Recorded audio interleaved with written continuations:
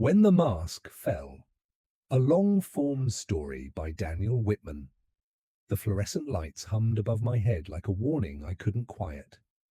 The courthouse hallway was colder than it should have been, a long vein of tile and glass, carrying the soft rush of shoes, the rasp of suit bags, the metallic cough of a distant elevator. Through the cracked door of courtroom 6B, I heard the dull percussion of binders dropping onto oak. Somewhere inside, a judge cleared his throat. A stenographer flexed her fingers. Emily stood 20 feet away, one hand on the spine of a heavy folder. She held herself with a poise that read like a resume, practiced, symmetrical, elegant. When she looked at me, there was no tremor, no crack. Her eyes were a clean, cold blue. "You think you've won," she said, not a question. I stepped closer until the marble reflected a faint silver echo of our shoes. "No," I said. "I think we're done pretending." The corners of her mouth pressed into something that wasn't a smile. "You never understood me, Daniel. That's what made this easy." "I understood you," I told her. "I just stopped telling you when I did." The bailiff's voice cut the air. Whitman versus Whitman. The door swung wider. The room waited. I could have gone in, I could have sat down and let the machine do what it does. But memory isn't a switch, it's a tide. Before I crossed the threshold, it pulled me back to a line of light under a door, to a voice that didn't fit the shape of the home we'd made, to a word I'd never heard before that turned the floor to glass. It didn't start here. It started months ago on a night when our apartment sighed, the way old buildings do after midnight, and my wife's voice threaded the dark like wire. I woke to cold sheets and silence. The clock on the dresser read 11:47. The city outside was still awake, a muffled siren somewhere far away, a bus braking at the corner, the restless shiver of trees against the window. On the other side of the bed, the imprint of Emily's shoulder was already fading. I swung my feet to the floor and waited for the sound of a cabinet door, the hiss of tap water, the small domestic evidence of a thirsty person in a kitchen. What I heard instead was a door very gently clicking into almost closed. Her home office. I told myself I was being ridiculous. People work late, people answer emails, people take calls they don't want to take near sleeping spouses because courtesy still matters. But curiosity is not a pure thing. It shares a border with fear, and that night it crossed. I walked down the hallway barefoot, letting the runner rug swallow the sound of each step. The door to Emily's office was open by an inch. An amber line of light cut across the floorboards, bright and thin as a scalpel. Somewhere beyond it, my wife's voice was low and careful. "He doesn't suspect a thing," she said. "We're almost there." There are sentences that are stronger than breath. They fill the room with themselves and leave no oxygen for you. I stood with my palm flat against the cool wood of the doorjamb and felt my heart rack against my wrist. The conversation moved a few words. I couldn't catch a laugh that didn't belong to the woman who kissed my forehead every morning, the soft thud of a drawer. "Send him the Ilium files." A chair creaked. A pause. "Yes." "Make sure he's still in the dark." The air tasted metallic. I stepped back because I couldn't think of anything else to do. In the living room, the streetlight painted a beaded necklace of glare across the coffee table. The apartment was the same as it always was, the stack of books near the couch, the bowl with keys and coins, the glass of water sweating on a coaster. The objects didn't know what I'd heard, they just reflected the light. I went back to bed, lay down on the far edge, as if that would widen the space between me and the voice in the office. When Emily returned, she moved like choreography, light switch door, soft footsteps, a breath that tasted faintly of mint. She slid beneath the sheets and touched my shoulder. "You awake," she whispered. I let my body answer for me. Slow breathing, steady, the practiced lie of sleep. She stayed very still for a long time, as if listening to the dark. When she finally turned away, the mattress lifted and settled. Through the thinness of that moment, a boundary shifted not in the room, but inside me. The kind of shift you only recognize later, after the furniture is already on the other side. I didn't sleep again. At 6:12, when the light nudged the window and the radiator kicked and coughed into life, I got up, showered and made coffee. Emily emerged in a white robe, hair gathered at the nape of her neck, skin slack with the softness of morning. She kissed my cheek and told me I looked tired. "Didn't sleep," I said. She frowned the way people frown when the weather is unfortunate. "You should nap this afternoon. Your eyes." She touched my face, mothering the crease at the corner of my right eye with her thumb. "You've been working too hard," maybe I said, and turned to the kettle so I wouldn't have to look at her mouth when it shaped kindness. While she showered, I opened the banking app. There is a first time for everything. The numbers were polite. So were the withdrawals, small, regular, obedient to the threshold that keeps algorithms from asking questions. $500, $750, $1,000, $2,000, all within the last 90 days, all neat as stitches.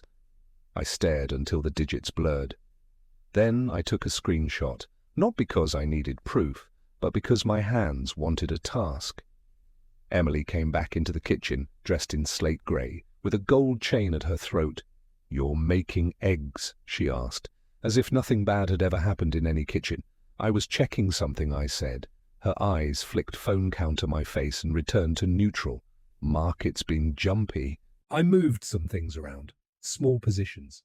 "Right," I said. "Small." She smiled. A good smile. A smile with history in it. "I'll send you the dashboard later if you want to look." I nodded and handed her a mug. She took it, blew steam, and kissed my temple. That afternoon I learned how quickly fear becomes a plan. After her run, she left her phone on the dining table unlocked. A simple human error. The universe isn't subtle when it wants you to go forward. The thread had no name, only a number. The last text read, "Send him the Ilium files. Make sure he doesn't know. Almost done." Others were brief, efficient, the prose of people who believe romance belongs only to the work. I put the phone back at the exact angle she'd left it, like that could unring what I'd heard. A temperature moved through me then, not panic, not rage. Colder, clean. The kind of cold that sharpens edges and makes everything legible.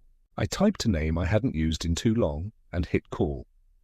"Anna," I said when she answered. "I need help, and I need you to tell me if I'm paranoid." "You're not," she said. Start at the beginning. Anna Prescott and I met before life started dividing into lanes. She'd become the kind of attorney people hire when please stops working. I told her about the night, the withdrawals, the word Ilium, the way Emily's voice had turned into something that didn't fit our walls. First Anna said, "Clinical calm. Through the phone we build a wall around your assets. Today." In the 72 hours that followed, my life turned into a checklist. The brownstone title moved into a trust with provisions I could recite in my sleep. Investment accounts were relocked with one signature triggers and time delays. Royalties rerouted to a clean, private account. Insurance reviewed and pinned. The fortress went up fast. "Now," Anna said on the third night, "we plan for what you can't see." I called another name Mark Reynolds. I'd met him during research for a crime novel, a cybersecurity consultant with a fondness for bad coffee and good puzzles, who'd forgotten more about metadata than I would learn in a lifetime. Mark listened, made no jokes, and said, "I'll stay invisible. If there's a digital trail, we'll find it." "What's Ilium?" I asked. "Could be a file code name," he said. "Could be a project. Could be a shell. Or a joke. People think they're clever. We'll see." Emily arrived home early 4 days later. She wore a black dress that treated light like an intrusion and set a folder on the table with the ceremony of a judge. "We've grown apart," she said. The sentences were smooth, the kind you rehearse. "I want this to be civil."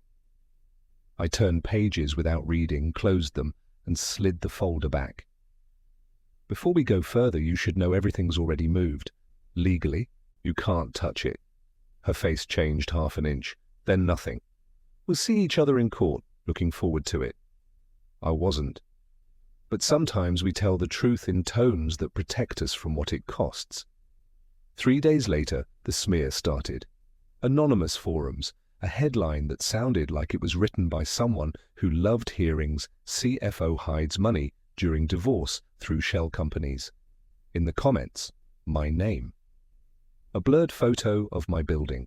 The post floated upward, buoyed by hands. Rachel, my assistant, brought the printout like a lab result. If this takes it sticks, she said, even if it's not true. I called Anna.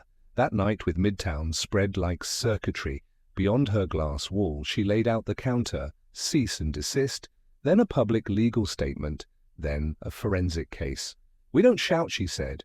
We show our work. Mark texted at 2:11 a.m. Found a cluster of burner accounts posting within a tight window, all sharing a fingerprint, same typo pattern, same time zone, same proxy node, tied to a guy who goes by IM in back channels. Sound like anyone. I stared at the letters until they turned into the thing I didn't want them to be. I am Iliamro, I wrote back. Real enough, Mark replied. Ghost reputation. Forgeries, document, cleanup, laundering evidence through legal pipelines. Slippery. Not indicted, yet. I didn't sleep. The radiator ticked, the city breathed. I tried to figure out when love had become a ledger and a ledger had become a weapon. Mark and I set 2 traps. The first was digital, a file seeded with invisible tells. If you opened it, it would log device traits, time settings down to the minute default fonts, micro-versioning quirks. The kind of fingerprint only machines know how to read. The second was physical, a packet of royalty statements printed on paper, tagged with lab-grade markers, visible only under specific wavelengths. If those pages ever resurfaced in a courtroom or an inbox, we could prove where they'd been. We leaked them through separate channels. We waited. Meanwhile, life went on with its brutal politeness. Emily kept her routines. She left her phone face down. She smiled at neighbors. We were 2 ghosts, haunting a home we still paid for. She tried charm texts, then cold ones. She wanted to see if she still owned my weather. I didn't answer. On a Thursday, Mark messaged, he bit, opened the file. Twice.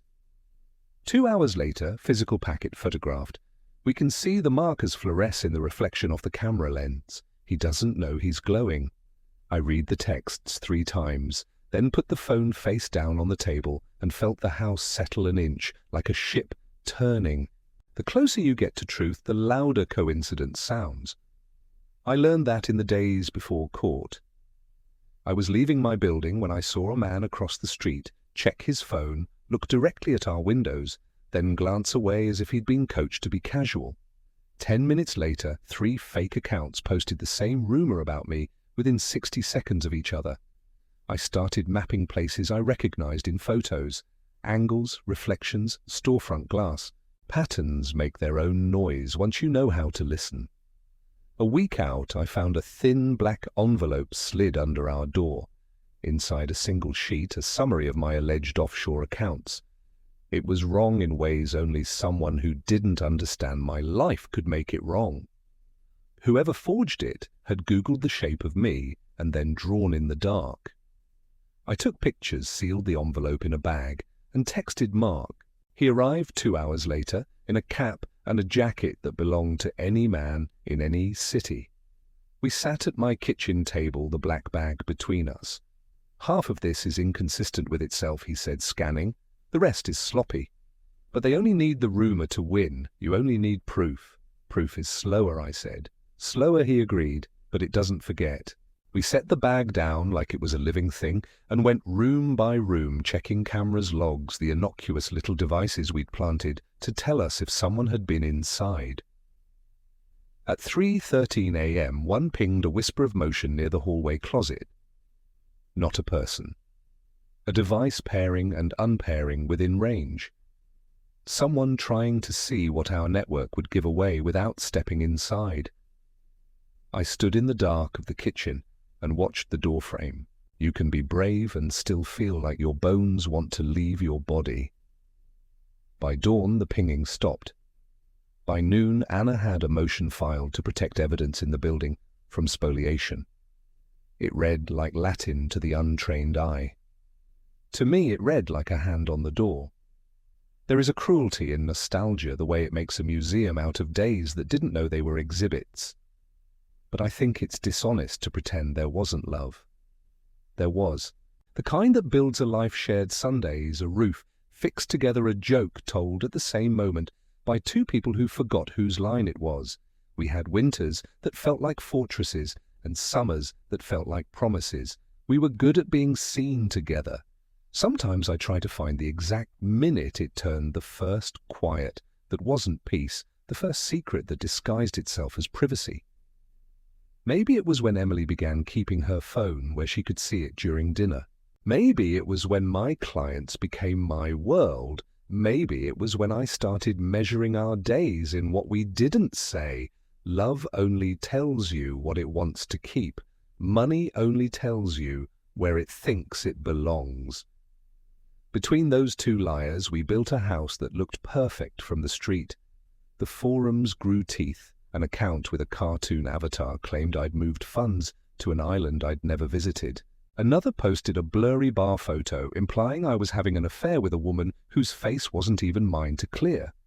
A stranger recognized me at a coffee shop and asked if I was the guy from the article.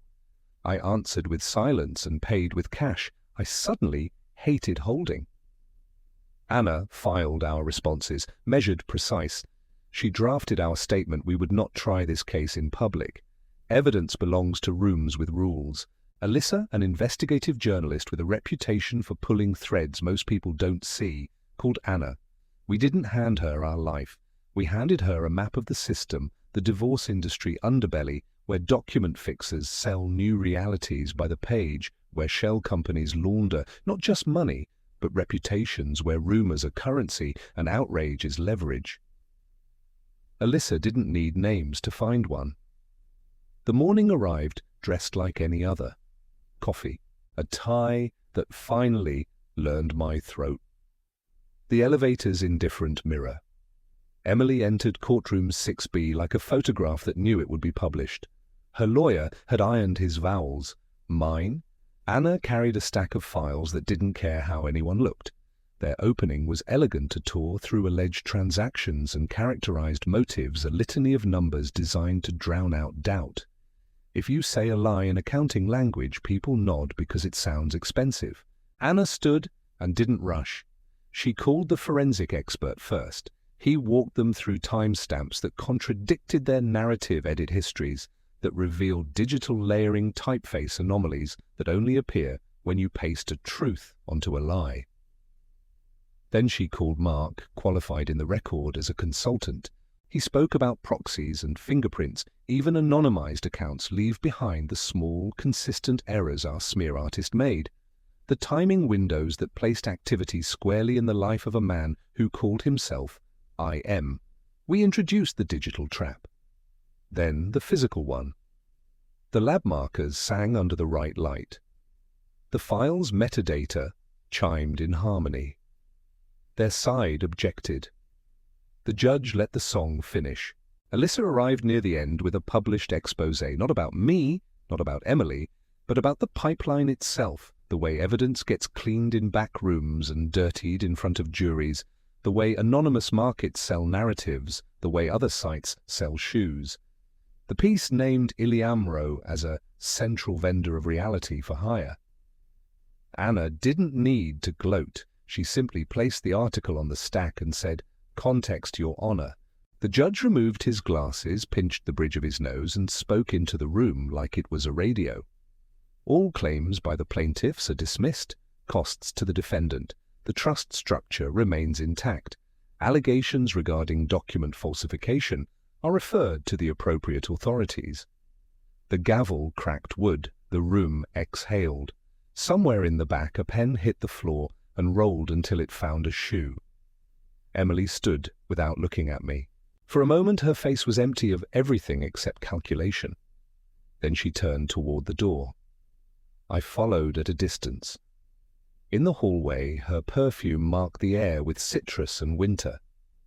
She didn't stop, didn't touch my arm, didn't stage a scene. She spoke without turning. "You haven't seen the last of me?" "Maybe not," I said, "but I think this was the last of this game." She left. The hall swallowed her footsteps. The elevator took her somewhere I didn't need to go. The week after you win is a soft-edged thing. Relief arrives in pieces, not as a parade. You notice it in your shoulders, in the way your jaw stops clenching when no one is talking, in how the refrigerator light looks less accusatory at 2 a.m. I didn't call Emily. There wasn't anything left in the drawer for that. I didn't post a victory speech. I didn't forward the ruling. I went for long walks in Central Park and watched dogs make sense out of joy. Alyssa's story made a second wave, not because of names, but because of the diagram, the industry beneath the industry, the way bad actors monetize heartbreak. People read it and recognize the shape of something that had happened to a friend or a cousin or themselves. That recognition has its own agenda. 2 of Emily's former allies reached out to authorities. Word traveled the way word does sideways, and fast cooperation agreements sealed things, whispers that sounded like doors closing in distant hallways. Anna sent me one text, "Sleep." I did. Weeks later, a message arrived from an address that meant nothing to me. "Do you think we were wrong from the start?" No name, no signature. The phrasing was clean. The voice in my head said it like Emily would have said it, almost kind, almost curious, almost the person who kissed my forehead with coffee in hand. I didn't answer, not out of spite, out of accuracy. We weren't wrong from the start. We were right until we weren't. And then we were something else, and then something else after that. I closed the laptop and took the long way to the bookstore, because men my age who survive things tend to go where there are spines and paper and the quiet belief that language can still hold. Revenge is a romantic word for people who haven't slept. I learned I didn't need it. What I needed was distance and a different kind of work. I wrote a book, The Fracture Map, not a memoir, a novel that sharpened what had happened until it could cut without naming. I changed every detail because that's how truth can travel far without being shot at the border. The first page read, "Trust is a gift. Control over your life is a right." I didn't add a dedication. Mark returned to his world of puzzles. Anna took another case that would probably end with another tired person breathing again. Rachel cleaned my calendar like she was clearing glass. I rebuilt ordinary things, breakfast, running routes, the way I answer unknown numbers. It's startling how much safety wears the clothes of small habits. Sometimes the city at night still sounds like a warning. Sometimes it sounds like a promise. I've stopped trying to decide which is more honest. I put on a jacket and walk until my breath finds the same rhythm as my steps. If you're still here, if the voice in your ear hasn't drifted into other rooms, there are a few things I wish someone had said to me earlier. Don't hand over your power as proof of love. People who deserve it won't require that kind of receipt. Let facts work. They are slower than rumors, but they travel farther, and don't forget their luggage. If someone tries to bend your life into a shape you don't recognize, step out of the frame. You are allowed to keep the parts of yourself you built. As for Emily, I don't know where she is today. I know only what the public knows, that a system did what systems sometimes do, and that people who once admired her decided they admired their own freedom more. There are nights when I think about the first apartment, the old radiators, the summer we painted the bedroom the wrong color and decided to like it anyway. Those memories are not lies, they're just artifacts from when the museum was still a house.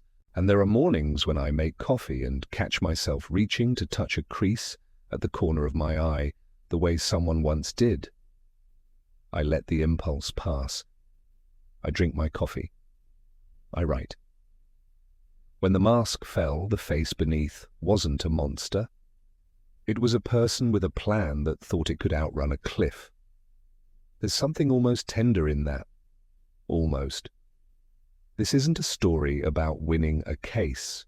It's a story about recognizing which fights belong to you and which ones you hand to a room with rules. It's a story about not answering emails that want to keep you on the brink of the old life. It's a story about finding the door and walking through it and discovering the hallway is just a hallway, not an ending. In courtroom 6B, when the gavel fell, the sound was smaller than I expected, but it was enough. It was a period at the end of a sentence I had been trapped inside for months. In the hallway afterward, the lights hummed. My name was still my name. My life was still mine. And outside the city, loud and flawed and beautiful, kept breathing. Daniel.